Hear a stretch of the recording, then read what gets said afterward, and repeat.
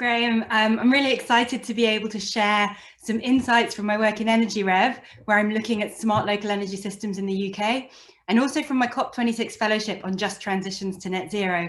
And reflecting on this, I'm going to talk about how and why I believe we need to reframe what success means and how we evidence it in the net zero transition. And I think to contextualize that, we need to look at the amazing achievements we've actually made since 1990, but also reflect on the fact that most of that has happened in the power sector and behind the scenes for most people. And that's got to be drastically different to what we're going to see in the coming few decades. Next slide, please, Hannah. And actually what we need to look at as we move towards 2050 is look at how we heat our homes and workplaces, how we improve our building stock, how we travel, as well as the changes we're going to see in our industry, the work we do and the quality of our jobs. And next slide, please, Hannah. And I think I actually really love this image because to achieve all of that, we really do all need to work together, because quite evidently, and reflecting on what Paul was saying earlier, it's not just about changes in one sector or one part of the market, but about changes across our entire system. And these are changes that will affect everyone, not just our economy, but our entire society. But beyond affecting everyone, it's going to require action from everyone. And that means that people that need to see that these changes are not just delivering net zero, but that they're also delivering a better future. Next slide, please, Hannah.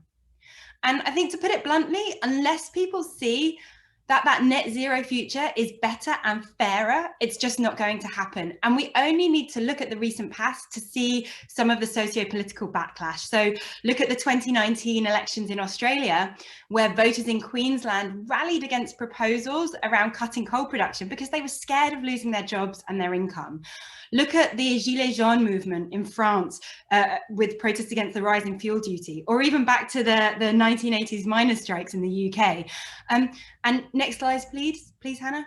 And so I think if we look at all of this and we're really serious about delivering net zero, we need to reframe it as a better and a fairer transition and redefine what it means for the diversity of people and organisations involved. It's not just policymakers, it's not just academics, but it's all of society.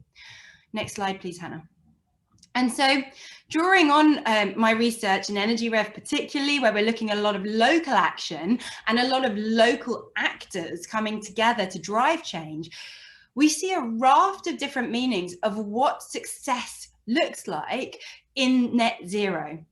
And I've listed just a few of these on this slide. Some of them are around environmental challenges, and some of them are around social challenges and opportunities.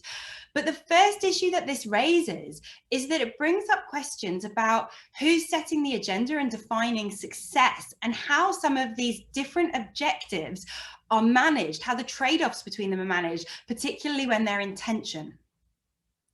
And related to this, is a challenge around how we measure these outcomes. And so we started off talking about net zero. Well, I think greenhouse gas emission reductions can be fairly easy to quantify, and we can think quite seriously about embedding them into policy evaluations from the get-go, as Patrick was outlining. And if you're replacing coal power, for example, with renewables, it's fairly easy to measure progress in terms of those emissions reductions. But if we look at some of the other success metrics that we've got there, like creating prosperous communities or addressing inequalities and embedding justice, we don't have clear metrics for capturing these. And that raises some really big questions around the type of data and evidence that we actually need to measure progress to net zero, and how we even go about collecting it. A third challenge is that when we look at trying to measure success, and let's step away from the complex ones and just think about some of the easier variables to quantify, they become very hard to measure when we think about them in the context of whole system change, where we're not just deploying large-scale renewables, but we're looking at things like decentralized generation, storage, flexibility, demand-side changes, new markets, and so on. And so I don't think it's even clear how we measure progress when we're changing a complex system with emergent behavior that can't just be reduced to summing up the individual components. And this is a massive challenge that requires us to fundamentally change how academics work with stakeholders to identify and generate the evidence that can underpin those policy decisions.